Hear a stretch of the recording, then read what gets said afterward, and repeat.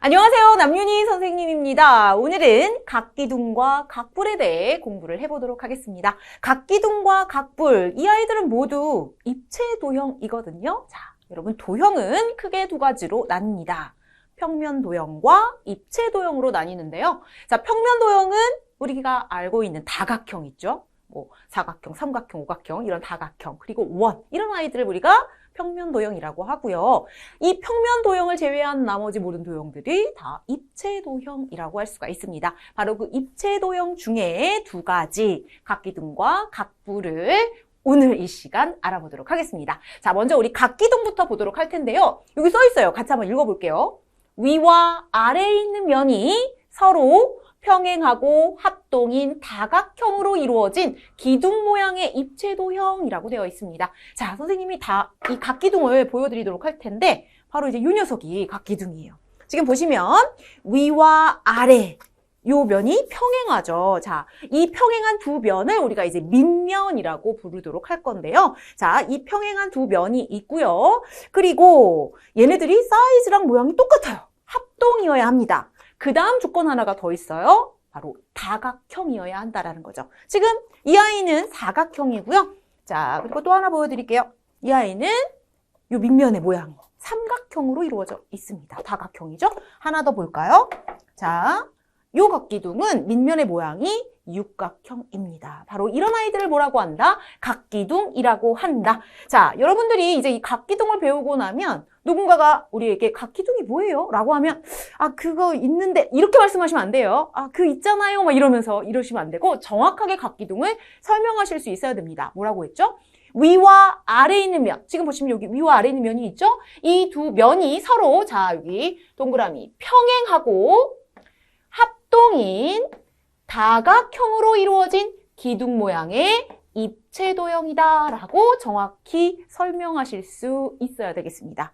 이해만 잘 해주시면 돼요. 자, 그래서 지금 이제 이 각기둥을 좀 뜯어보도록 할 텐데요. 자, 선생님이 위에서 위와 아래에 있는 그 두 면, 얘네들이 서로 평행이고 합동인 다각형이라고 했잖아요. 자, 이 두 면을 우리가 뭐라고 부를 거다? 밑면이라고 부를 거다. 자, 그래서 이 면은요, 밑면은요, 평행한 두 면을 말합니다. 평행한 두 면. 그것을 이제 우리가 밑면이라고 할 거예요. 근데 사실 이제 여기 더 들어가야 되는 말이 있죠. 평행하고 합동인 다각형으로 이루어진 그 두 면을 말하는 겁니다. 자, 그리고 옆면은 그럼 뭘까요? 이 밑면과 수직으로 만난 면이 모두 옆면이에요. 자, 그럼 이 옆면은 이렇게 쓸까요? 밑면과 수직인 면. 자, 선생님 여기 직육면체 하나 그려보도록 할게요. 직육면체 우리 다 배워서 알고 있잖아요. 자, 너무 작게 그렸나? 자, 아무튼 소심한 직육면체가 하나 이렇게 있는데요. 자, 이 직육면체를 보시면요.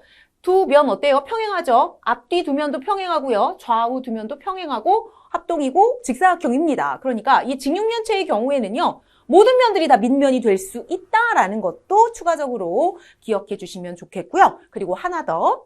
자, 이 각기둥의 옆면의 모양은 직사각형이라는 거예요. 자, 옆면의 모양이 뭐라고요? 직사각형이다. 그냥 사각형이라고 하시면 안 돼요. 왜냐면은 자, 선생님이 그리는 요 도형의 이름을 한번 얘기해 보세요. 요 이름 뭘까요? 요 다각형의 이름. 자, 변이 몇 개냐면 하나, 둘, 셋, 넷, 네 개로 둘러싸여 있잖아요. 그러니까 이 아이의 이름은 사각형이에요. 근데 각기둥의 옆면의 모양은 사각형이에요 라고 한다면 이런 모양도 된다라는 거잖아요. 근데 이 모양 아니잖아요. 그쵸? 뭐예요? 직사각형이다. 그래서 반드시 옆면의 모양은 직사각형입니다 라고 말해줘야 된다라는 거예요. 자, 다시 한번 볼게요. 지금 여기 이제 삼각기둥이라고 하는데 자, 직사각형이죠? 옆면의 모양? 얘도 역시 직사각형입니다. 직사각형 꼭 기억하시기 바라고요. 자, 방금 선생님이 이 아이를 딱 들면서 요거 삼각기둥이라고 하는데 라고 했잖아요. 자, 이 각기둥에 이제 이름을 좀 붙여줘야 돼요. 지금 보시면 얘도 각기둥, 얘도 각기둥. 얘 이름을 어떻게 불러요? 각기둥 나와 그럼 둘이 다 올 거 아니에요. 그쵸? 그래서 이제 이름을 지어줘야 되는데 이 이름은 어떻게 결정이 되느냐? 밑면의 모양에 따라 결정이 됩니다. 그러니까 밑면의 모양이 삼각형이면 삼각기둥, 사각형이면 사각기둥. 12각형이면 12각 기둥. 그래서 각 기둥의 이름은 밑면의 모양에 따라 결정이 된다. 이 아이의 이름 써볼까요? 삼각기둥이죠? 삼각형이라고 쓸 뻔했어요. 삼각기둥. 자, 두 번째, 이 각기둥의 이름은 밑면의 모양이 사각형이니까요. 사각기둥입니다. 그 다음은 오각형이죠. 그러면 오각기둥이다 라고 이렇게 각기둥의 이름을 결정할 수 있다라는 거예요. 자, 여기까지 잘 정리되셨죠? 이제 세 번째로 여기는 이제 별 하나를 딱 그려줄 거예요. 각기둥의 구성요소와 그 개수. 이 단원에서 가장 중요하다라고 할 수가 있습니다. 구성요소와 그 개수를 이제 우리가 구해보도록 할 텐데요. 자, 우리 이 삼각기둥 가지고 한번 얘기를 해볼까요? 우선은 각기둥의 면이라는 거는요. 이 각기둥을 이루고 있는 이 면들 있잖아요. 그쵸? 이 다각형. 얘네들을 각기둥의 면이라고 하는 거고요. 모서리는 면과 면이 만나 생긴 선분을 말합니다. 이거 가지고 얘기해 볼게요. 자, 얘가 삼각기둥이잖아요. 삼각기둥의 면은 자, 여기 두 개의 밑면, 그리고 여기 옆면 3개 있죠? 얘네들을 모두 면이라고 하는 거고, 모서리는 면과 면이 만나 생긴 선분, 요거 있죠? 얘네들을 모서리라고 하는 거예요. 이해되셨나요? 자, 꼭지점은 모서리들이 만나 생긴 점입니다. 모서리가 만나 생긴 점, 이것을 꼭지점이라고 해요. 자, 이제 그 개수를 우리가 이제 구하실 수 있어야 되는데요. 삼각기둥을 들었으니까 삼각기둥을 가지고 얘기를 해볼게요. 자, 이 각기둥의 면의 개수를 이제 구해야 할 텐데 어떻게 구하느냐. 지금 이 삼각기둥은 밑면의 모양이 삼각형이죠. 그럼 옆면의 개수 한번 얘기해 볼까요? 자, 지금 보시면 이 삼각형의 한 변마다 옆면이 하나씩 만들어지잖아요. 그쵸? 그러니까 삼각기둥의 옆면의 개수는 바로 한 밑면의 변의 수와 같죠. 그러니까 삼각기둥의 옆면의 개수는 몇 개예요? 3개예요. 자, 그러면 육각기둥의 옆면의 개수는 몇 개일까? 6개겠죠. 왜냐면 이 변 하나마다 면이 하나씩 만들어지거든요. 자, 그리고 여기 추가되는 게 있는데 바로 밑면이죠. 각기둥의 밑면은 몇 개예요? 2개란 말이에요. 위와 아래 이렇게 2개가 추가되죠. 그래서 이렇게 공식을 만들게요. 자, 우선은 여기 한 밑면의 변의 수를 네모라고 할게요. 그럼 면의 개수는 어떻게 구하느냐? 한 밑면의 변의 개수가 결국은 뭘까요? 옆면의 개수죠? 여기에 2개의 밑면이 있으니까 더하기 2를 해주시면 돼요. 그래서 한 밑면의 변의 수를 네모라고 했을 때 면의 개수는 네모 더하기 2로 구할 수 있다라는 거예요. 그러면 오각기둥의 면의 개수 어떻게 구할까요? 5 더하기 2, 그래서 7개. 자, 보시면 옆면 5개 있고요. 밑면 2개 추가돼서 7개가 되는 거죠. 여기까지 잘 이해되셨죠? 자, 이제 모서리의 개수를 구해볼게요. 자, 삼각기둥입니다. 모서리를 볼 텐데 일단은 지금 밑면을 딱 보시면 모서리가 삼각기둥이니까 여기 몇 개 있어요? 3개가 있죠. 그리고 또 다른 밑면에도 모서리가 몇 개가 만들어질까요? 3개가 만들어지겠죠. 그 다음 여기 높이 부분에 여기 옆면 있잖아요. 여기서도 모서리가 몇 개 만들어져요? 3개 만들어져요. 그래서 이 각기둥의 모서리의 개수는요. 한 밑면의 변의 수의 3배를 하시면 되는 겁니다. 자, 사각기둥도 다시 한번 보여드릴게요. 여기 한 밑면에서 모서리 한 쌍, 여기 2쌍, 그 다음 여기서 한 쌍 더 추가되죠? 3쌍. 자, 모서리의 개수는 어떻게 구합니까? 한 밑면의 변의 수 곱하기 3으로 구한다. 자, 이제 꼭지점을 보도록 할게요. 꼭지점의 개수는요. 자, 보시면 삼각기둥이에요. 밑면에 여기 꼭지점 3개 있죠? 아래에서도 3개가 또 나타납니다. 그러니까 한 밑면의 변의 수에 몇 배 하면 될까요? 2배 해주시면 됩니다. 육각기둥 볼까요? 여기 꼭지점 6개 나오죠? 아래에서도 어때요? 6개가 나오죠. 그러니까 6 곱하기 2. 그래서 12개가 되는 겁니다. 자, 그러면 우리 칠각기둥이, 요거 공식을 써야죠. 자, 이렇게 공식을 만들었으니까 이런 거구나 하고 그냥 지나치시면 안 되고요. 공식을 만들고 나서는 반드시 기억하셔야 됩니다. 자, 예를 한번 들어볼게요. 우리 칠각기둥 한번 볼까요? 칠각기둥이 있습니다. 자, 면의 개수 몇 개일까요? 7 더하기 2 하시면 되죠? 9개가 되겠습니다.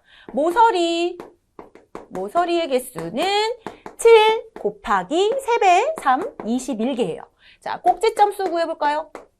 꼭지점 수는 2배 하시면 되죠? 7 곱하기 2, 그래서 14개가 된다. 요렇게 구할 수가 있습니다. 구성 요소의 개수 구하는 거 중요하다라고 말씀을 드렸어요. 공식 반드시 이해하시고 기억하시면 좋겠죠? 자, 이제 각기둥의 전개도로 들어갑니다.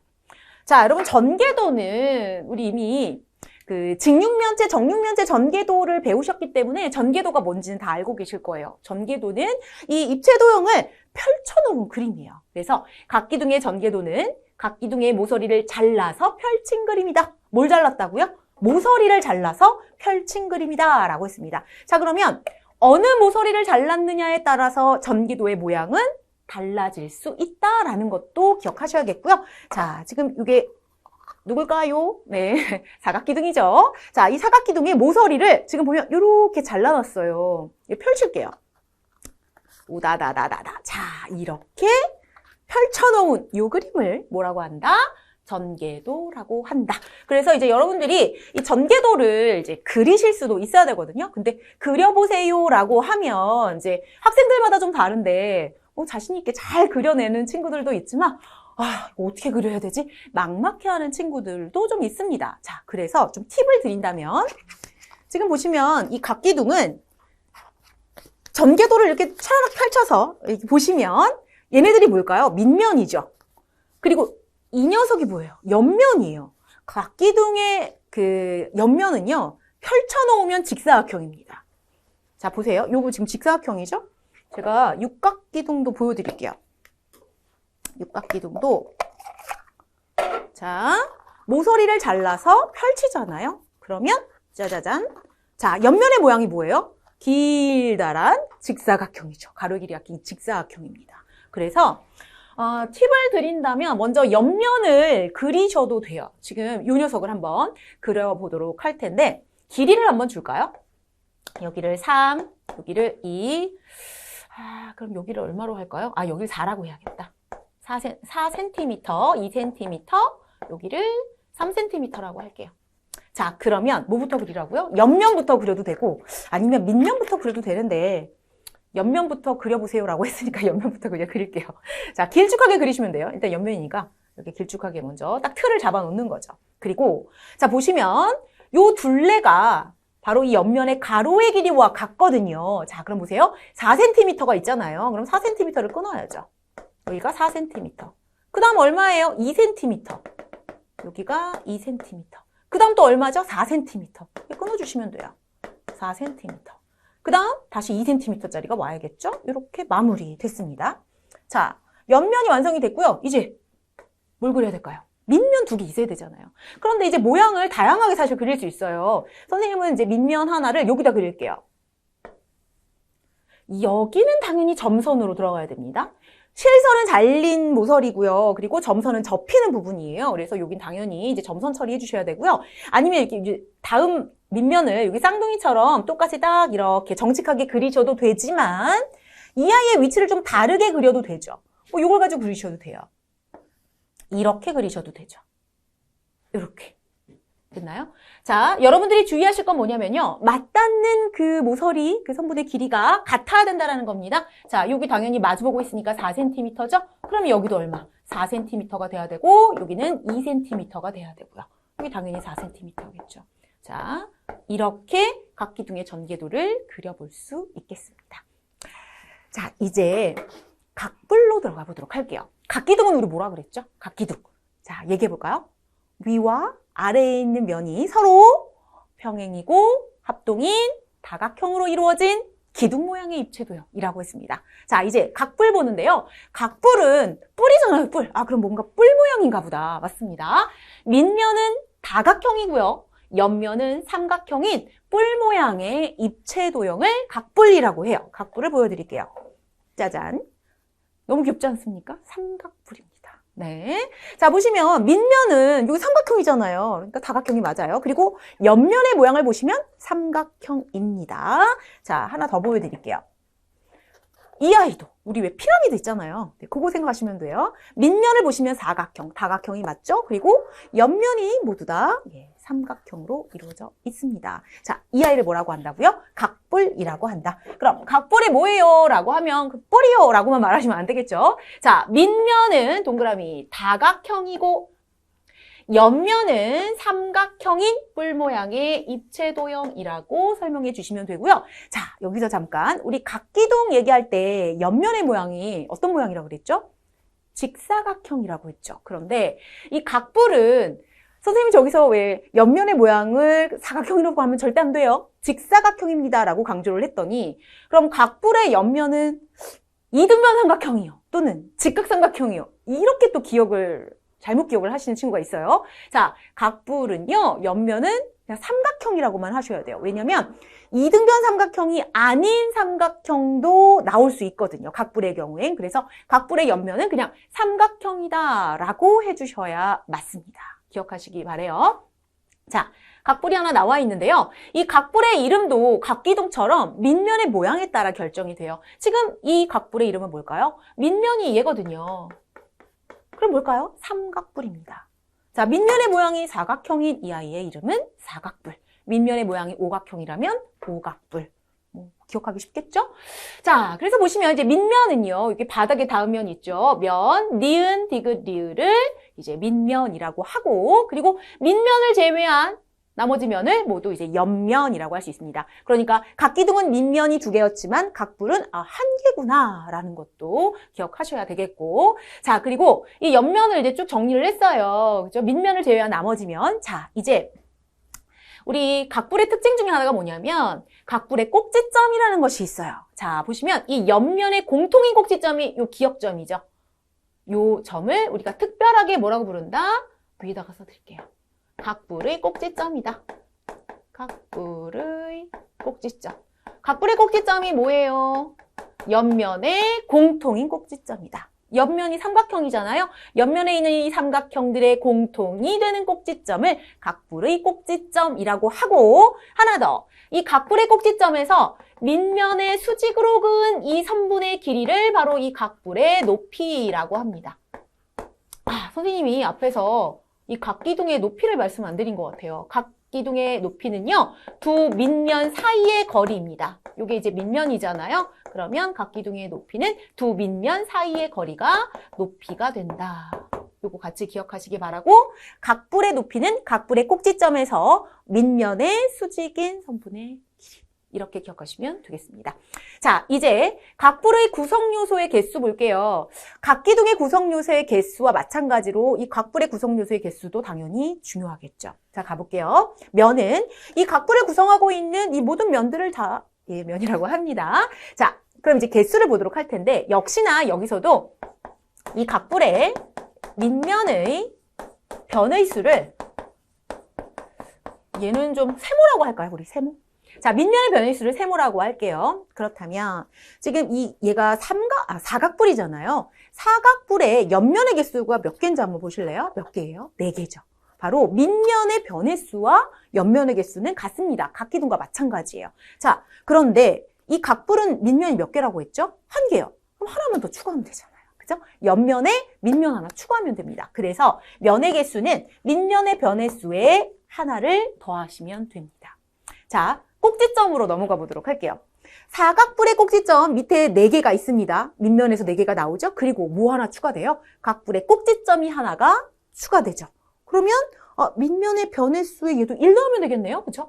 밑면의 변의 수에 1 더하면 됩니다. 자, 선생님이 왜 꼭지점부터 얘기를 했냐면 모서리를 건너뛰고, 자, 요거 기억하셔야 돼요. 각뿔의 면의 수와 꼭지점의 개수가 같다라는 거 추가로 기억하셔야 됩니다. 그래서 문제에서 다음에서 설명하는 입체도형의 이름이 뭘까요? 이렇게 이제 물어보면서 뭐 면의 개수와 꼭지점의 개수가 같습니다. 이런 조건을 줘요. 그럼 그걸 딱 보고 우리는 얘는 각뿔이구나. 이렇게 캐치할 수 있으셔야 되는 겁니다. 자, 그래서 면의 개수는 밑면의 변의 수 더하기 1, 꼭지점의 개수도 밑면의 변의 수 더하기 1입니다. 자, 그리고 이제 모서리의 개수가 남았는데요. 밑면에 요 모서리 몇 개예요? 4개죠. 그리고 이 옆면에서 몇 개의 모서리가 나타나나요? 4개가 나타납니다. 4개씩 두 쌍이 되는 거죠. 그래서 밑면의 변의 수의 2배를 해주시면 각뿔의 모서리의 개수를 이렇게 구할 수 있는 거예요. 자, 지금 각기둥의 구성요소의 개수와 각불의 구성요소의 개수를 이제 두 가지를 같이 이렇게 알아봤는데 얘를 막 믹스하시면 안 돼요. 아셨죠? 자, 그래서 지금 각기둥과 각불에서 여러분들이 반드시 알아야 될 핵심적인 개념들을 쭉 정리를 했습니다. 근데 다시 한번 강조해드리지만 이번 단원에서 조금 중요한 부분은 바로 그 구성요소의 개수라는 거. 왜냐하면 문제를 조금 이제 심화 있게 이제 심화 문제를 좀 내고자 했을 때 선택할 수 있는 파트가 바로 이 구성요소의 개수 파트거든요. 그래서 일단은 이해 먼저 하셔야 되고요. 그리고 반드시 암기를 좀 해주셔야 됩니다. 그래서 칠각불의 면의 개수 몇 개일까요? 7 더하기 1, 8개. 이렇게 바로바로 나올 수 있어야 돼요. 아셨죠? 자, 이렇게 해서 이제 개념 정리가 끝났고요. 우리 이제 다음 시간엔 문제풀이 들어가 보도록 하겠습니다. 문제풀이 영상 들어오시기 전에 문제 먼저 풀고 들어오시는 거 잊지 마시고요. 선생님과는 다음 시간에 만나겠습니다.